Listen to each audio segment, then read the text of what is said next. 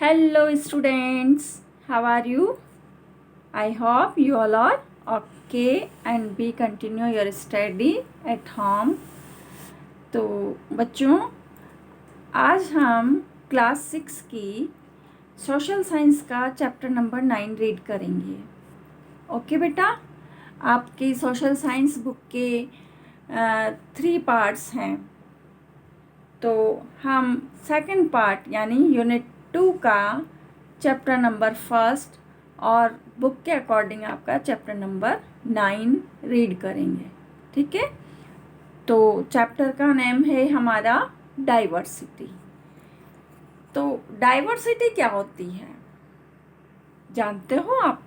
Diversity होती है differences यानी विभिन्नताएं. बहुत सारी विभिन्नताएं होती है ना, डिफरेंसेस होते हैं ना, वो होती है diversity.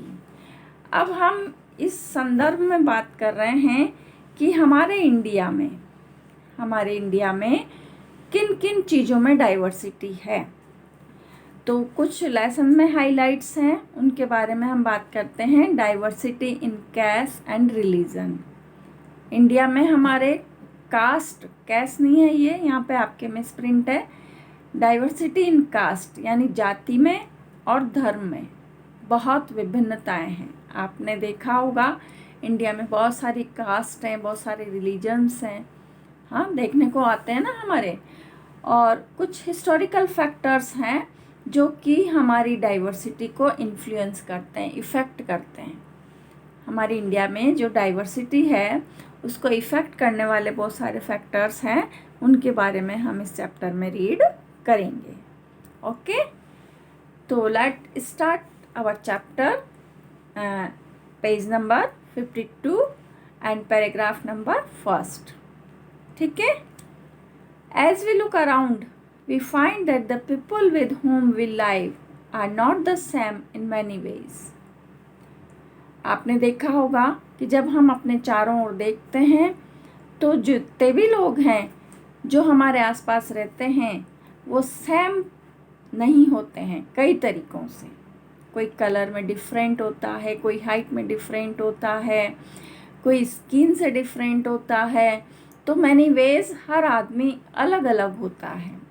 India is also a country of enormous size and diversities. और हमारा जो इंडिया है वो एक ऐसा कंट्री है जो इनॉर्मस है साइज़ में, यानी बहुत बड़ा है, बहुत विशाल है. एंड डाइवर्सिटीज़ और बहुत सारी विभिन्नताएं लिए हुए हैं. अब वो विभिन्नताएं कैसी भी हो सकती है बेटा, उनके बारे में हम पढ़ेंगे. It is the 7th largest country in the world. आपको याद होना चाहिए कि हमारा जो इंडिया है वो वर्ल्ड का 7th नंबर का लार्जेस्ट कंट्री है. With a wide range of climatic condition, India is full of contrast in its physical features.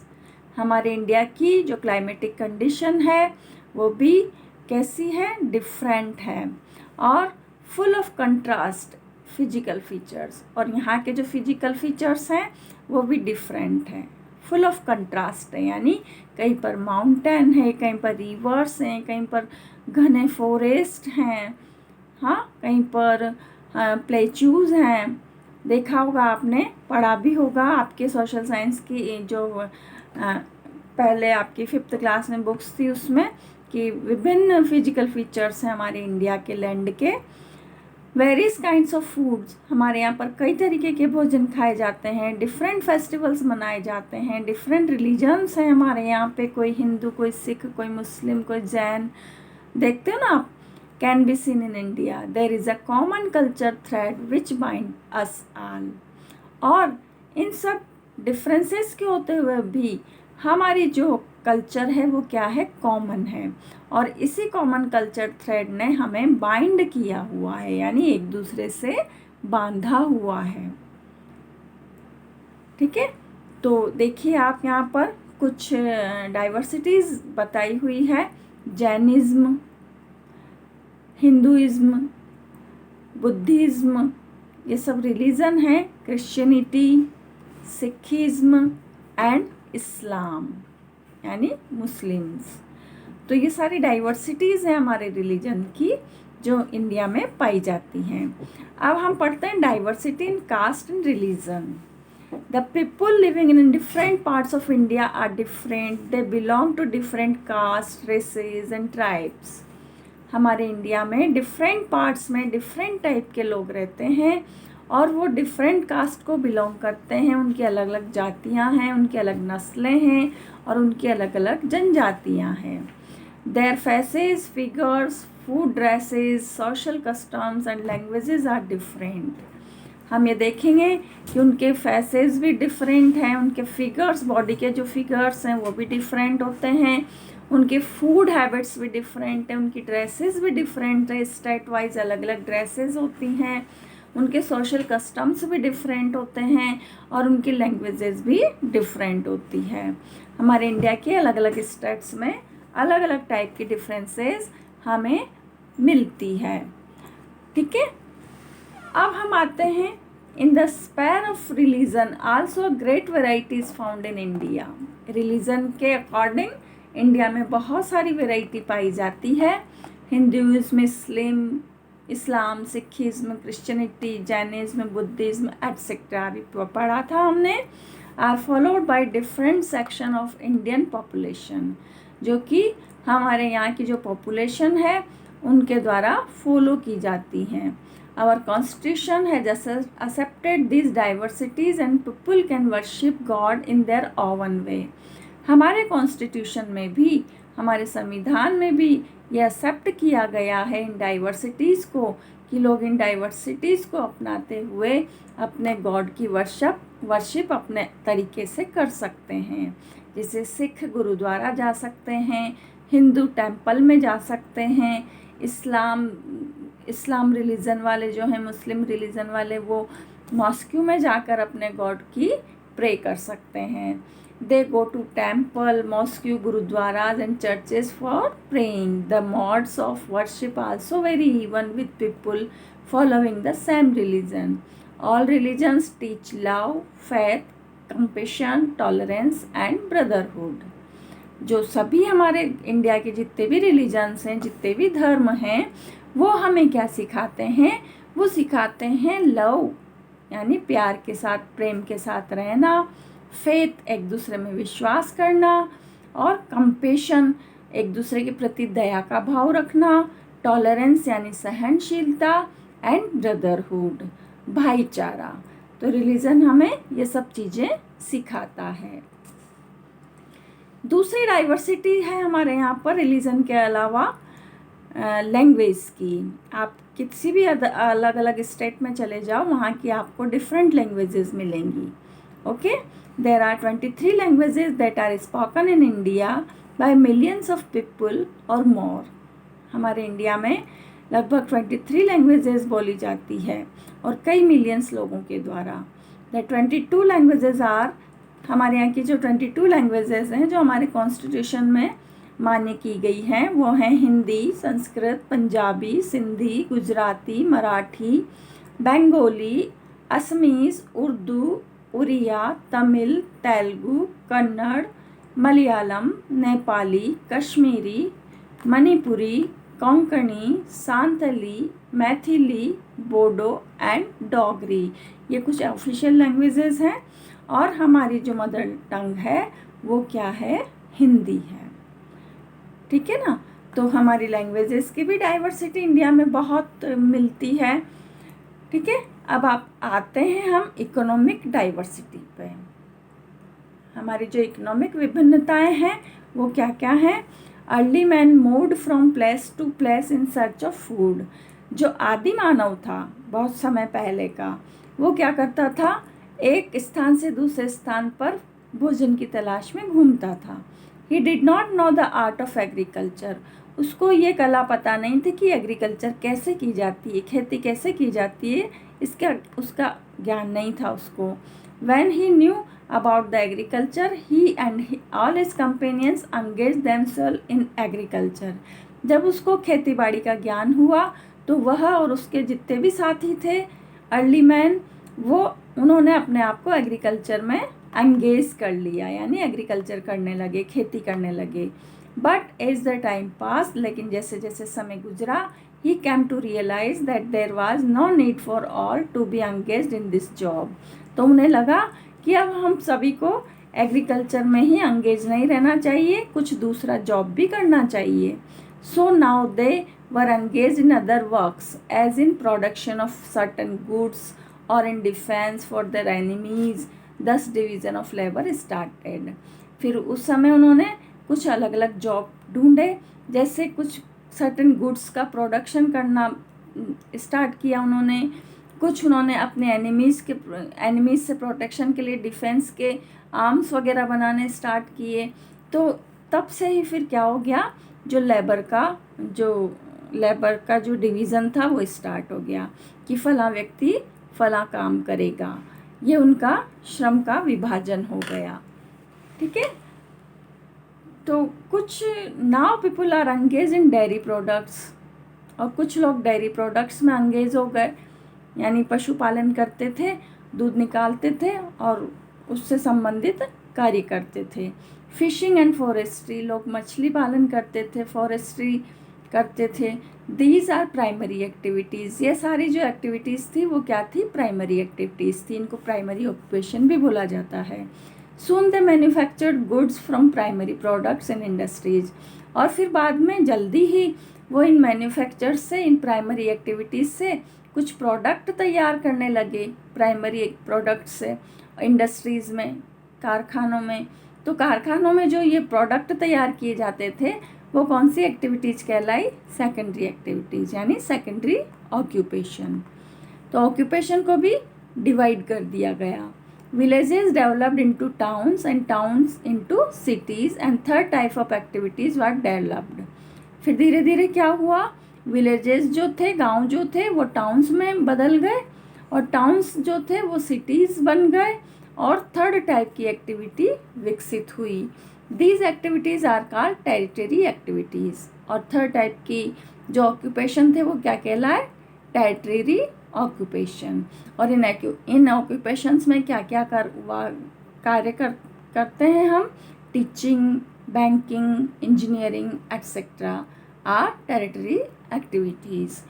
तो इस तरह से ऑक्यूपेशन का भी 3 टाइप से डिवाइडेशन हो गया, और हम इकोनॉमिक डाइवर्सिटी अपनाने लगे। अब हम आते हैं कि हमारे जो फेस्टिवल्स हैं इंडिया के, उनमें क्या डाइवर्सिटीज़ हैं, किस किस तरह के फेस्टिवल हम सेलिब्रेट करते हैं। India is a country of different festival, यहाँ पर डिफरेंट फेस्टिवल मनाए जाते हैं। Hindu celebrate mainly Holi, Diwali, Dussehra, Rakshabandhan and Janmashtami मनाते हैं ना हिंदू लोग। Baisakhi is the harvest festival of Punjab, और पंजाब में जो फसल की कटाई का जो फेस्टिवल है वो है Baisakhi. Onam is celebrated in Kerala, Kerala में ओणम मनाया जाता है। Pongal and Bihu are celebrated as harvest festival in Tamil Nadu and Assam. Pongal तो कहाँ मनाया जाता है, तमिलनाडु में, जो कि एक हार्वेस्ट फेस्टिवल है, फसल की कटाई के समय मनाया जाता है, और असम में बिहू मनाया जाता है। Muslim celebrated Eid as their important festival, Muslims religion वाले ईद मनाते हैं, ये उनके लिए बड़ा इम्पॉर्टेंट फेस्टिवल होता है। On 25 December Christmas is celebrated by Christians. 25 दिसंबर को हम क्रिसमस मनाते हैं। There are 3 national festival which are celebrated by all Indian people, और 3 ऐसे नेशनल फेस्टिवल हैं जो सारे इंडिया के लोग एक साथ मिलके मनाते हैं। वैसे तो सभी फेस्टिवल हम एक दूसरे के मनाते हैं, हिंदू भी ईद मनाते हैं, और मुस्लिम्स भी दिवाली मनाते हैं, क्रिश्चियंस भी दिवाली मनाते हैं, हम क्रिसमस का त्यौहार भी मनाते हैं ना। इसके अलावा भी हमारे 3 नेशनल फेस्टिवल हैं। फर्स्ट तो है इंडिपेंडेंस डे, सेकेंडली है रिपब्लिक डे, और थर्ड कौन सा है जो अभी कुछ समय पहले निकला है 2 अक्टूबर को, वो है गांधी जयंती। ये हमारे कुछ नेशनल फेस्टिवल हैं जो हम सब मिल कर के सेलिब्रेट करते हैं। तो हमारे इंडिया में फेस्टिवल के अकॉर्डिंग भी बहुत सारी डाइवर्सिटीज़ हैं जो देखने को मिलती है। ठीक है ना। अब नीड ऑफ डाइवर्सिटी, डाइवर्सिटी की आवश्यकता क्यों हुई, ये हम पढ़ते हैं। We see diversity everywhere in natural thing and human being. Two humans are not the same, we live in the same manner but think alike, we wear same clothes of different colors, we react in the different manner, will it be imagined a colorful living? हम देखते हैं कि हर जगह natural things में diversity दिखाई देती है, हर human being में डाइवर्सिटी है। टू ह्यूमन बीइंग एक जैसे नहीं हो सकते हैं, हम सभी सेम मैनर में रहते हैं लेकिन अलग अलग सोचते हैं, सेम क्लॉथ्स पहनते हैं, डिफरेंट कलर्स के पहनते हैं, हम सभी एक साथ रहते हैं लेकिन डिफरेंट रिएक्ट करते हैं एक दूसरे के प्रति, करते हैं ना। तो क्या हम इमेजिन कर सकते हैं कि कलरफुल लिविंग के बारे में? No, not at all. Indian constitution has accepted all this diversities. Indian constitution में भी इन सभी डाइवर्सिटीज़ को एक्सेप्ट किया गया है and allowed people to follow their own faith and worship God in their own way। और लोगों को अपने जितने भी faith हैं उनको मानने की परमिशन दी गई है और अपने गॉड को वर्शिप करने की परमिशन भी दी गई है। तो नीड ऑफ डाइवर्सिटी हमारी। अब हम चलते हैं नेक्स्ट पैराग्राफ पे। So unity is not possible in all respect. One can be a good doctor or a good engineer but may not be a good singer। यानी यूनिटी हर तरीके से possible नहीं है। कोई एक व्यक्ति अच्छा डॉक्टर हो सकता है, कोई एक व्यक्ति अच्छा इंजीनियर हो सकता है, बट वो एक अच्छा सिंगर नहीं हो सकता है। हर आदमी में हर एबिलिटी नहीं मिल सकती है। There are farmers, lawyers, teachers, doctors, mason, metal smith and shopkeepers etcetera. बहुत सारे लोग बहुत सारे व्यवसाय करते हैं। All this people have acquired different skill, क्योंकि इन लोगों की डिफरेंट स्किल होती है। डिफरेंट स्किल के कारण ही वो डिफरेंट वर्क करते हैं। Diversity leads to development of both the individual and society. Diversity क्या करती है? किसी भी व्यक्ति का इंडिविजुअल डेवलपमेंट भी करती है और सोसाइटी के रूप में भी डेवलपमेंट करती है। Every person depends on others to fulfil his needs. हर व्यक्ति दूसरे पर डिपेंड होता है अपनी नीड्स को फुलफिल करने के लिए, अपनी आवश्यकताओं को पूरा करने के लिए। We can not imagine a school without students and teachers or construction of a building without mason. हम कभी भी ये इमेजिन नहीं कर सकते कि स्कूल बिना बच्चों के या बिना टीचर्स के हो सकता है, या किसी भी बिल्डिंग का कंस्ट्रक्शन बिना मैसून के, बिना कारीगर के हो सकता है। कभी आप इमेजिन कर सकते हो? ऐसा नहीं कर सकते ना। These different interests and skills bring people together. और यही डिफरेंट इंटरेस्ट जो होते हैं और डिफरेंट स्किल्स जो होती हैं वो लोगों को एक दूसरे के साथ बांधे हुए रखती है। टीचर को बच्चों के साथ, हाँ, और एक व्यक्ति को किसी मैसून के साथ, बिल्डिंग बनाने वाले के लिए कारपेंटर आदि चाहिए। तो सब एक दूसरे से बंधे हुए इंटर रिएक्ट करते हैं एंड मेक देम इंटरडिपेंडेंट। और वो एक दूसरे को एक दूसरे से इंटरडिपेंडेंट बनाते हैं। ठीक है ना। तो हर आदमी एक दूसरे के लिए नीड होता है। According to Ramakrishna Paramahamsa, many rivers flow by many veg.